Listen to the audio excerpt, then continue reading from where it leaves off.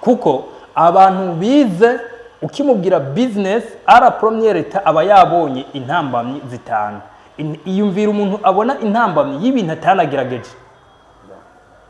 Donc nimba wita yuko wize gutera imbere biri kuri yawe, mugabo nimba wumva yuko uri kuri table uri kuriga gutera imbere biri hafi yawe. You can't be rich easily. Ni nako n'uburozi bwa mbere bubi buhambaye ari uburozi butaboneka. Is like nkuko batubwiye yuko hariho amoko, batubwira ngo hari abatutsi hari abahutu, mugabo for me nemera yuko hari ubwoko bubiri, hari umurundi kazi no murundi.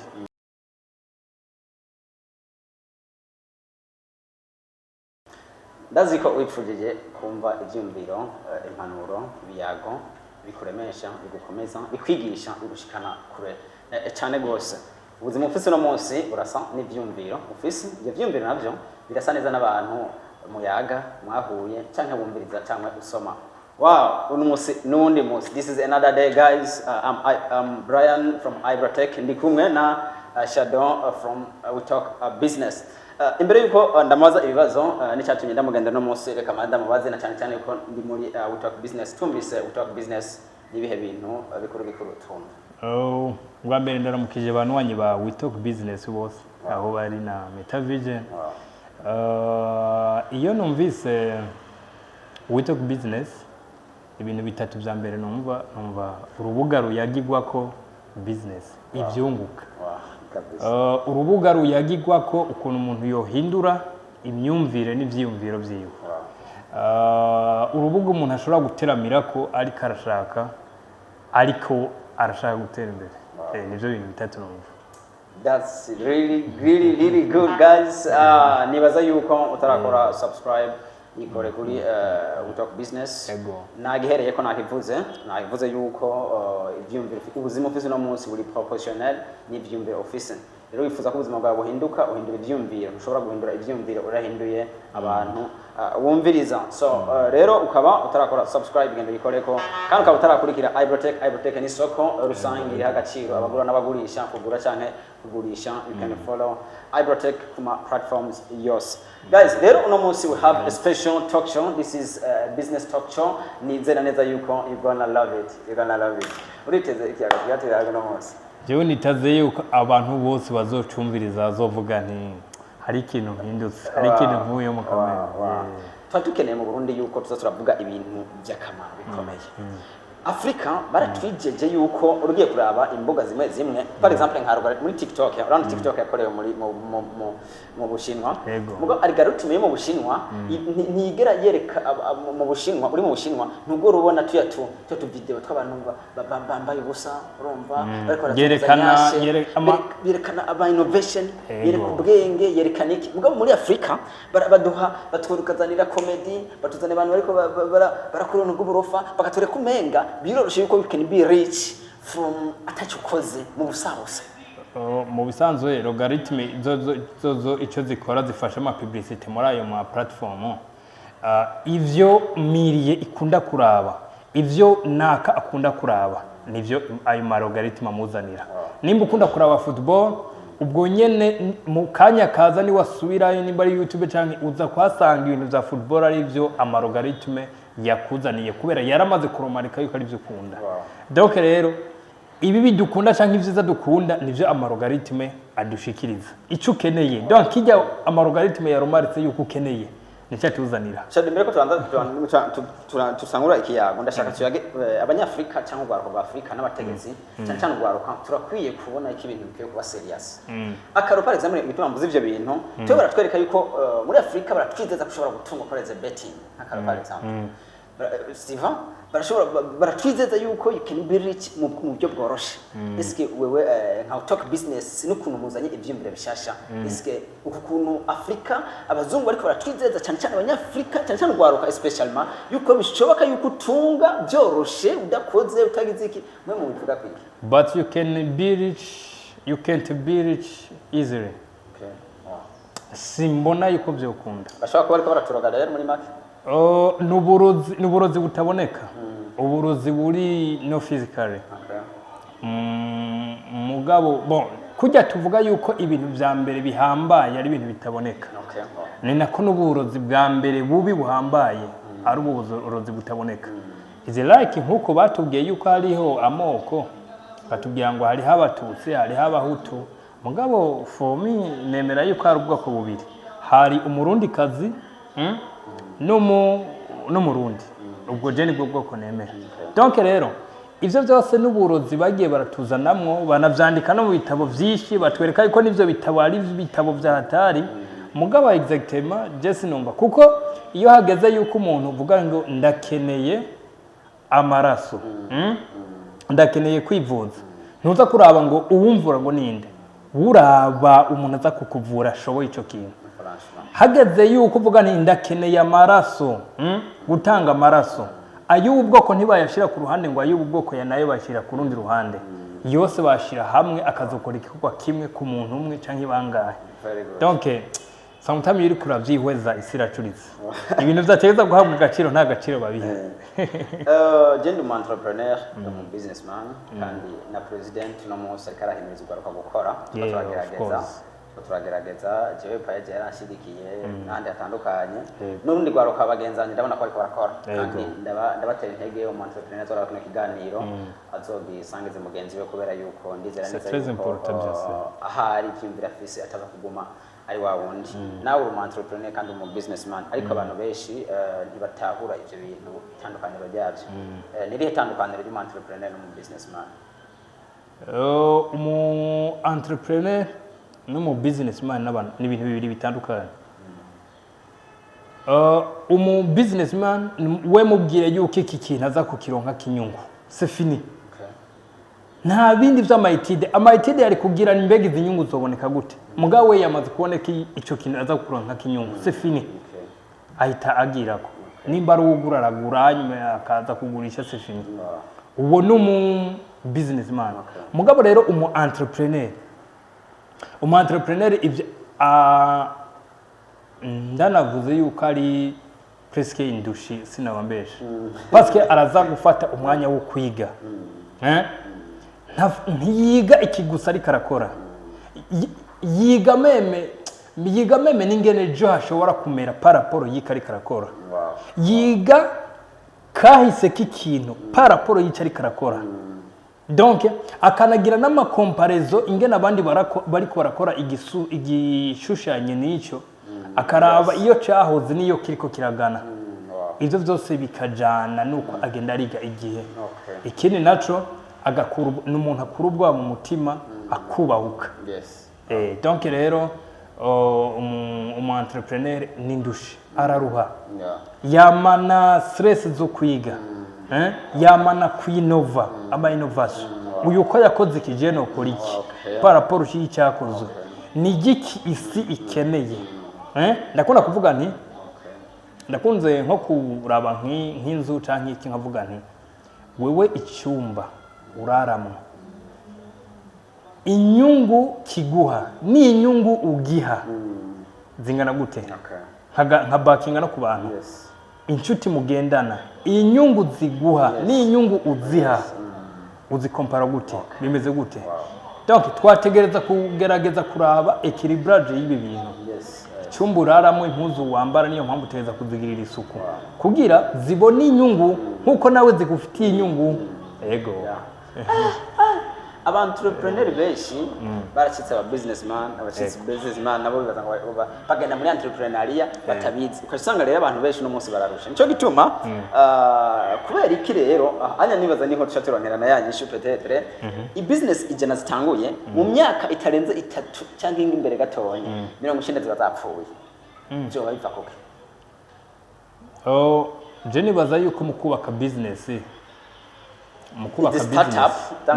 donc startup mbuze business ndiko navuga nkizi wubaka company cyangwa ukibaza ngo urikora kora entrepreneuria mugo basanga bakoze na business mugo gatangura ikintu kanaka so tugatangura company kanaka ibintu kanaka ukora ubona ko harimo na bisana innovation mugabo you end up failing icambere haba harimo sinona navuga ngo haba harimo no kwiga guke ariko kesha haba harimo ukwiga guke kwiga no kuvuga tere uri kurabikorera ko uyiga gute ikindi kintu naco kugira business ikomere ntigira leadership ntigira leader oya igira aba leader kuko leader arapfa mugabo leader ntibapfa donc kuko nimba uyu leader mwamugize umushefu ejo agapfa cyangwa akagira ikindi kibazo kubera yubatse aba leader babandi ba leader nabo babandanya des activités donc business kugira ni nayo ntambamye benshi bahura mu kubaka business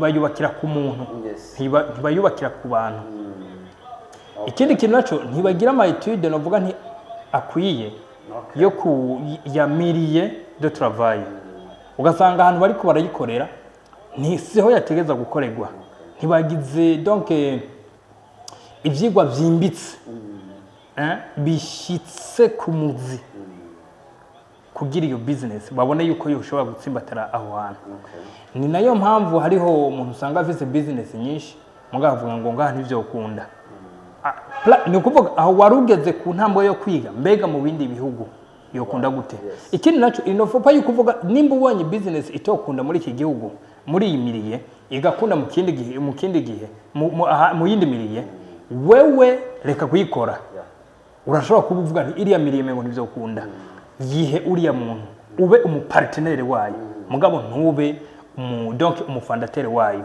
mugabo exactement ni umufondateur wayo kuko niwe wayifonze uyiha umuntu ari muri miliye iri favorable iri praticable muri iyo business donc rero ikindi kintu cyategeza kuranga umuntu construction ya business umutima woroshe umutima woroshe utagira ubugunge utagira inzigo umutima uri open ndakunze kuvuga ijambo ku isi hari ibihugu byinshi kandi byose birafise aba president mugabo ivyo bihugu byinshi ntibifise abavyeyi b'ibihugu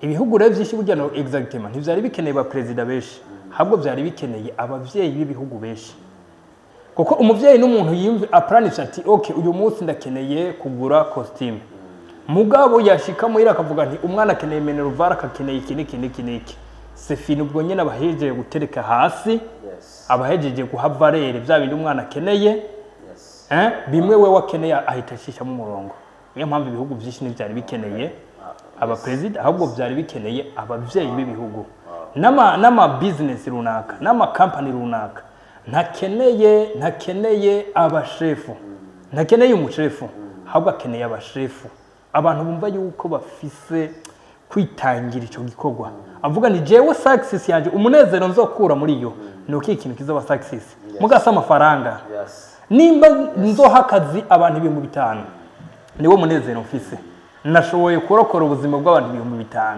natanze ubuzi ku bantu 500 aho uzoba wubatse business ku bantu ntuzoba iyo business nzoba yubakiye ku muntu iyo business rizoramba kubera abo bantu 500 bose bafise urukundo kuri iyo business ariko ni yaba business ari y'umuntu aba bantu 500 bose bakagira inzigo kubera inyungu nyinshi zija kuri uwo muri dere c'est fini aba bantu bazoca bagira inzigo iyo business ntizoramba voilà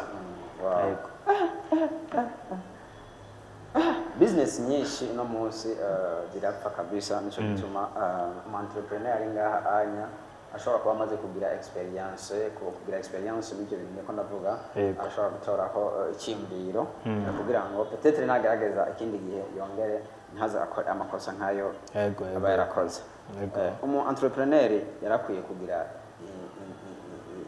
ingeso zimeze gute cyangwa yarakwiye kuba umuntu ameze gute naho wasa n'uwakivuze neza duko neza umuco mu entrepreneur ahari no munsi yarakwiye kuba neza ari umuvyeyi nkuko turakivuga yumvira cyane kuba cyane ku bantu muri rusange ego kuko gukunda bajya abantu bari ko baramwubakira business niko gukunda business kwiwe donc kandi kwikunda muri business yiwe niko kwanga business yiwe donc kuko abari kariyegeraniza ko inyungu ntabari karazegeraniza inyungu muri ya business yiwe voilà donc rero comportement umu entrepreneur yateza kugira icyambere umu entrepreneur yateza kwiyanga ahubwo agakunda business yiwe agakunda bari ko baramwubakira business yiwe gusumba uko yikunda ni wa wundi ari capable yo kuvuga nti yo kuvuga nti jewe uyu munsi ndi kugira umunsi mukuru mugabo nimba nari gukoresha ya Emilio reka ndayahe reka ndayahe aba bakozi banje bari bahubwe je ngirira umunsi mukuru arabusanse yanje icyo ni kimwe mu bintu ni kimwe mu makomporotema abuze mu ba leadership mu ba leaders bari kubaruka ama business ni wa wundi avuga nti hako jewe mbura aho ndara kandi umukozi wanje ari karaturatura kuko niyabura harara ejo ntazotunda ku kazi mugabo niyagira harara akarara neza agafungura neza ejo aratonda ku kazi kandi azoba atonze ku kazi ko kubagira business iyo tuvuze Facebook tubana Mark Zuckerberg mugabo si donc urashobora gusanga atari we yashize mu kuboko kurekure mugabo ari iryo zina rirerire tuzi iyo tuvuze rero ni Musk turabona muri guverinoma marigere ko yavuyemo none wumva ari mu Rwanda ubu uri mu Rwanda he tunamuzi mugabo ni wari karamubakira Uganda ni wari kamubakira izina donc rero iyo winyoye donc mu makomporotema teza kuranga yategeza kuranga umuntu nyeneye company canke donc nyene iki gikorwa no kwiyanka no gushira imbere inyungu ya business yiwe niko gukunda business yiwe ukunda abakozi biwe niko gukunda igikorwa ciwe kigatera imbere izina ryiwe rikaduga reka ngire ko aka kabazo ndakakubaza tukadibata ku gatoya hagati yo kukwita umuntu utosuzugurwa ni miliyoni 100 donc umuntu arakubonye aravuga nti yo uyu imiliyoni 100 ntizimusuzuguye mugabo we no kuvuga ufise izina risa nuko imiliyoni 100 zitogusuzugura ubundi nawe mugabo ku mutima bakavuga nti ntimusuzugura kubera ayo mahera muguwo yambaza uyu mwanya ntayo mfise donc afise izina rirerire ridahuye n'ubushobozi abantu bamuha hagati y'aba bantu babiri umuntu novuga yuko ari afise benefice abayeho neza mubibaza yuko ari inde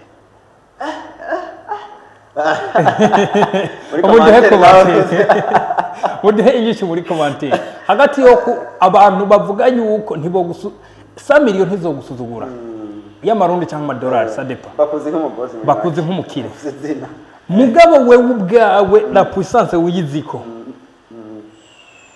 si y'abantu bakuziko donc iri munsi par rapport ego cyangwa ugasanga wewe bamwe hari abantu bakunze kumva ngo ujya ngo ni umuboss mugango ni rukoti no kuvuga yiyamira mu mpuzu imwe mugo umuzi we neza arabizi yuko amafaranga arunaka tomusuzugura mugabo wewe ariyizi yuko ayo mafaranga tomusuzugura mugabo par physique ayo mafaranga yo musuzugura ndashaka yihe ikintu muri commentaire muze mukiduhe ku muco nuyuhe umuntu wo prefer hagati y'umuntu afite izina rirerire n'umuntu atazina afise mugabo afise ubushobozi burebure nyemere ari barimo na very simple asanzwe wo cakuga kwita umugere ayakina kirendere muri commentaire kirese ugize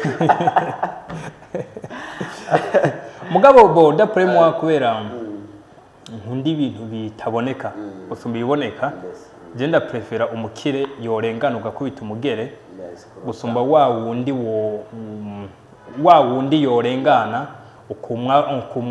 ukamwumva ko odere ya parfait y'imiliyoni 5 mugabo exactement zijya miliyoni 100 uri kuramwagiriza uri kuramubona katazafise aho rero gwanca nakikongera ko neza bavyitwa kubaka izina utagira image ego narigeze kubona reka nca nabigwintuzenya harigeze kuba inama muri Nigeria y'abagore b'abatunzi abagore b'abatunzi hari abagore nyene babose bana muri Nigeria n'igihugu kimaze kugera kure cyane gose bavuga yuko mbese umujyi wa Lagos woba ufise ubutunzi buruta ibihugu byose byo muri Afrika umujyi wonyene umwe rero iyo nama yabaye bari baha umuntu umwe wese umugore 5 yo kwivuga umwe akavuga ibyo umugabo akora cyangwa ibyo akora hanyuma akagenda akayicarira buryo umugore wa Dangote araza nawe hagezweko acavuga ngo hey my name is Marina Dangote yicarira bararindira yuko avuga ngo ndi umugore ngo nkora ibi rero bani yavuga ngo nkora ibingo byo business ibingo ikingo kudandaza isima kudandaza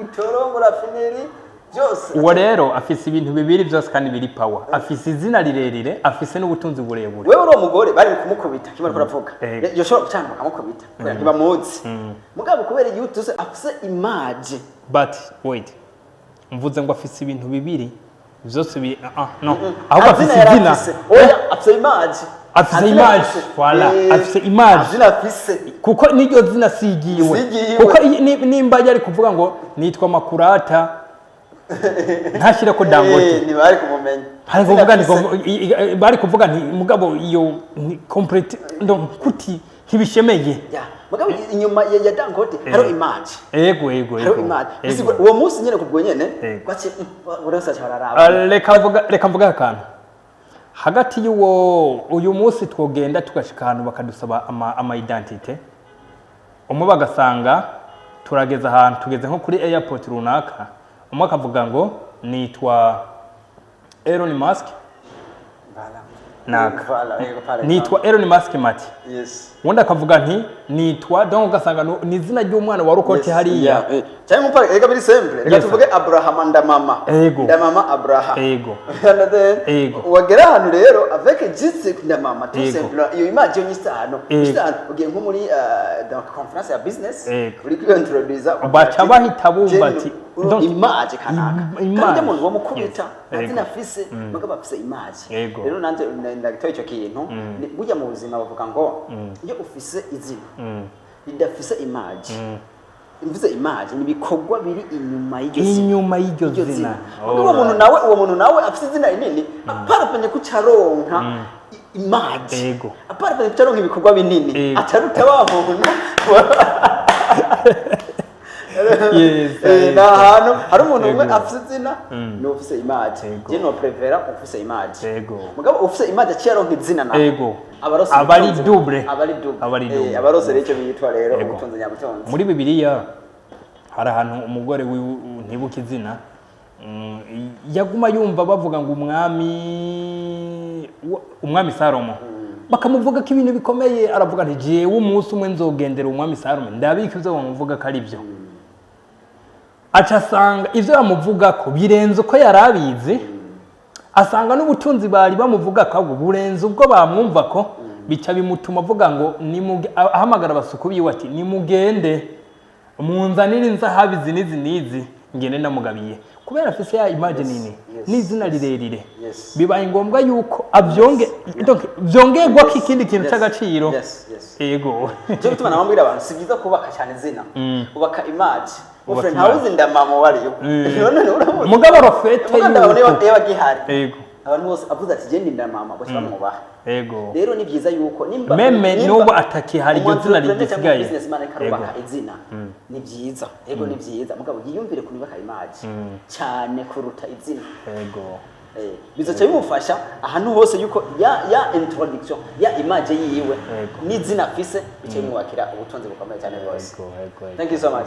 So hano mu Burundi ari entrepreneur benshi ariko baragerageza ariko barakora babivuze benshi bagira bafasha bigira bafasha amabanki menshi y'ugwaruka bambe yabye bakenyezi urabona n'abatari barafashwa kuko urabona yuko legend bariko baragerageza kugira ngabo tere y'u Burundi nayo tanke tere y'igihugu cyacyo cyose tere irakonta cyane gose kuri business hano igeze kudaratunga ifi ziragwara zica zipfa acamagara umuganga akamubwira ati izo fi ziragwara uzosubire kwirigura mu magara zose zihindurira ikibanza rero ikibanza ni ikintu kiri très important muri business sinzi kumaze kubona ariko yaguzoyaga ku bijyanye na C2C direct selling cyangwa bijyanye na digital network nko par exemple umuntu nk'uwakoze Samsung yari ntawuzi ariko je nemera puissance ya Samsung mugabo umuntu par exemple ushobora kugura Samsung umugenzi cyangwa iPhone ku mugenzi kubera ikubwiye yego donc ibihugu ushobora gusanga par exemple n'ibyo twatanguriye ko tuvuga igituma business zipfa hakiri kare n'iki usanga zitagira izo ntuzenya izo ngorane zose turiko turavuga rero ubona uno munsi ku wa entrepreneur ariko barakora ngaha mu Burundi ubona intambamyi nkuru zotuma badashika ku bizozihe ni ikindi naco nihe yo bari avantage kuba ariko barakora mu minotere nyene imeze kunyana imeze yetu ufatiye kuri tere y'u Burundi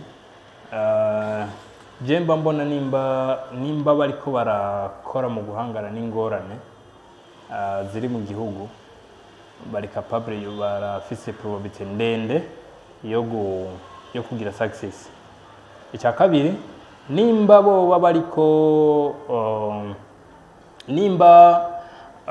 bo bariko baraha agaciro ibintu atagaciro bifise barafise probability ndende yo kugira success. Icya gatatu nimba boba bariko barabikorana umwete ungana canke usumba n'umwete umwana babwiye yiketse kuyoberwa, bakaba bariko barabikora n'umwete ungana kujya canke urenga kujya, barafise probability ndende yo kugira success. Donc tere y'u Burundi ni tere iri vyereje mu bintu byinshi cyane gose. Ntuze kuvuga ngo ntihagire uza kuvuga ngo ntibikunda, ngo ibi nibi ntibikunda utabigerageje. Mugabo nkacangira izindi mpungenge nyinshi rofete yuko uyu munsi igitigiri cy'abari kubariga ari kininiya.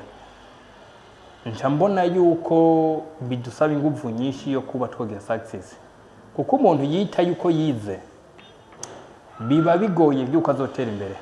Mugu umuntu yiyita yuko ari kariga arafise cyari kararondera uwo muntu afise amahirwe menshi cyane yo gutera imbere, kuko kubitabaza amaso mu bihugu byinshi byo muri Afrika abateye imbere ku rwego rukomeye, wa wundi 1 miliyari itamukanga, wa wundi 5 miliyari zitamukanga, la majorité ntibize. Kuko abantu bize ukimubwira business ara première état aba yabonye intambamyi zitanu. Iyumvira umuntu abona intambamyi y'ibintu atanagerageje. Donc nimba wita yuko wize gutera imbere biri kure yawe, mugabo nimba wumva yuko uri kuri table uri kuriga gutera imbere biri hafi yawe.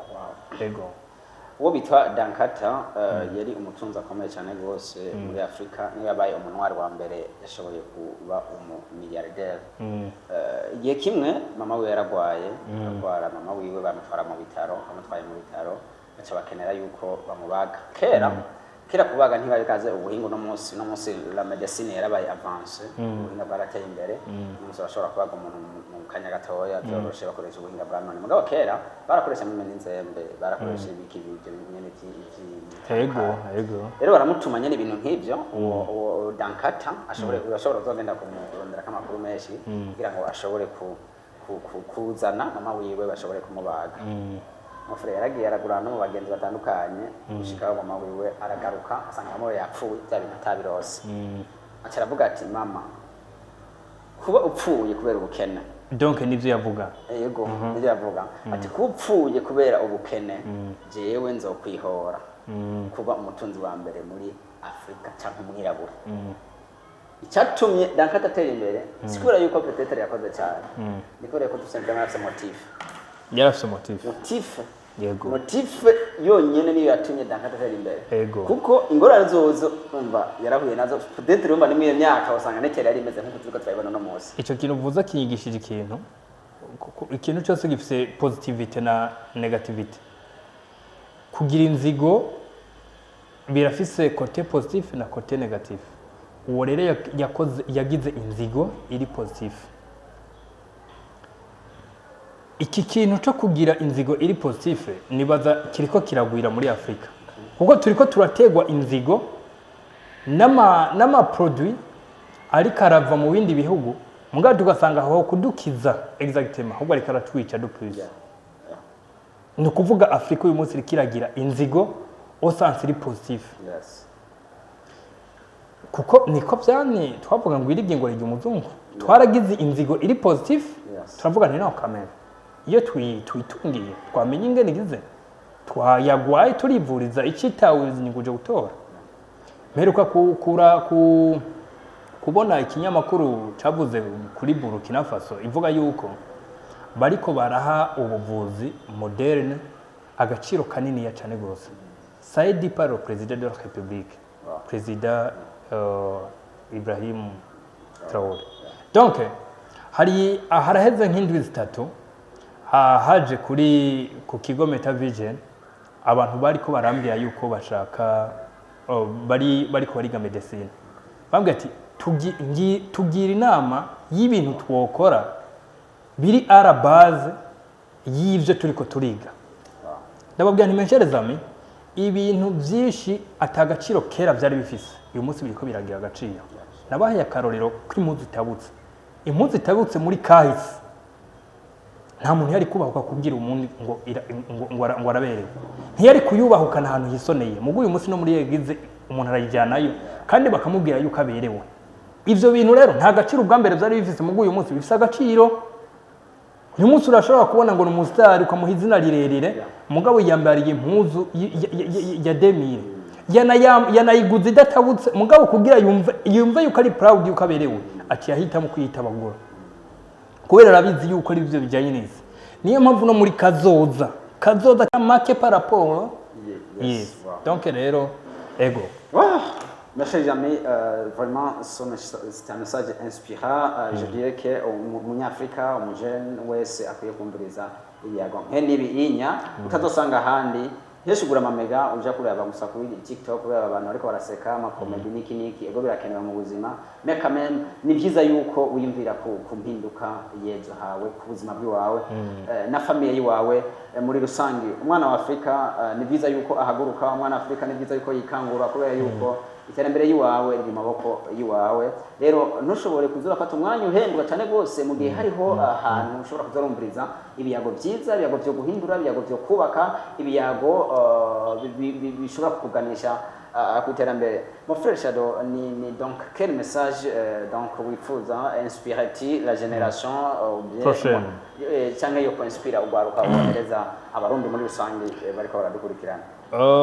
Nta umuvyeyi avyara ababaye, mugabo nta burenganzira bwo gutegeka umwana wiwe ngo naheme afise. Umwana niwe yitegeka ati reka mpeme kugira nshobore kubaho, sivyo? No gutera imbere nta muvyeyi wawe nomwe azobigiramwo azobigutegeka. Umutima wawe na roho yawe uzovyimba muri byo, uzobiba muri byo, hanyuma byo nyene bisigaye bigutegeka yuko wotera imbere, yuko woba libre financièrement. Mugabo nta muvyeyi wawe azobigutegeka ngo bibe muri wowe. Ikindi naco turakunze kumvira amategeko ari ya exterieur, amategeko ya eglise, amategeko y'iki, mugabo twebwe tukibagira kwiha amategeko kandi tukayagenderako.